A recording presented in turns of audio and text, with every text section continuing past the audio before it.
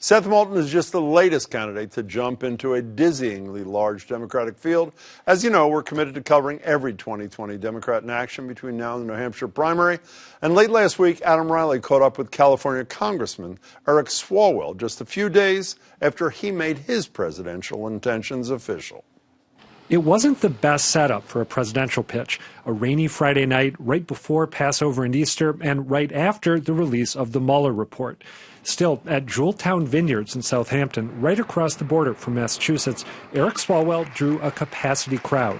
And when Swalwell began speaking, he went straight at the news of the day. I wrote legislation a year ago. Any candidate's family member, or candidate's campaign team, if you are approached by a foreign agent offering dirt on your opponent, you have to tell the FBI. And he added, the Attorney General should resign.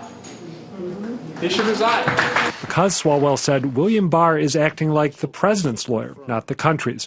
Which brings up my first Swalwell takeaway. He is a hawk when it comes to Trump and Russia, making that particular storyline a central part of his campaign. If we lose free markets and free ideas, we lose the freedom to dream.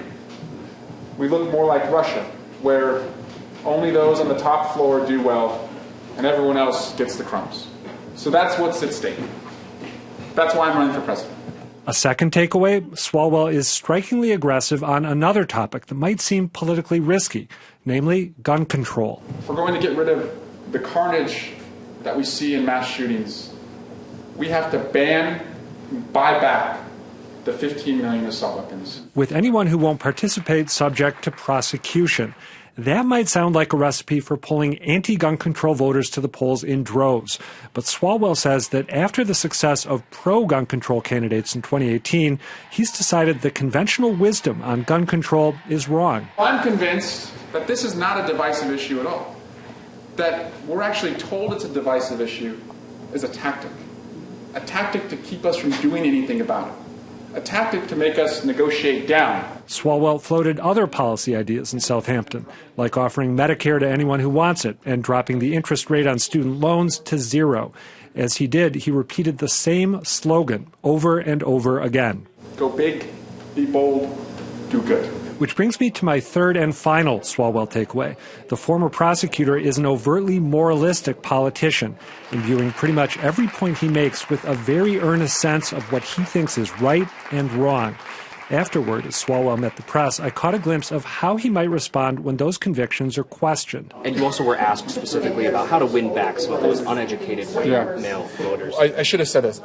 Never call them uneducated, because just because you don't have a college degree doesn't mean you're uneducated. My mom, didn't get a college degree, but she raised 4 boys. She was really good at arts and crafts. She ran a business. She's a lot of things, but she's not uneducated. Fair enough. An exchange that could make Swalwell seem defensive or convince you he's just the sort of messenger the Democrats need in 2020. Adam Reilly, WGBH News. While Swalwell was the first 2020 Democrat to call for Attorney General's resignation, he has not followed Elizabeth Warren's lead and said President Trump should be impeached, at least not yet. Also, if you're keeping score, Swalwell is a millennial, just like South Bend Mayor Pete Buttigieg. In fact, Swalwell founded a group called Future Forum back in 2015, aimed at giving millennials a bigger role when it comes to crafting policy nationwide.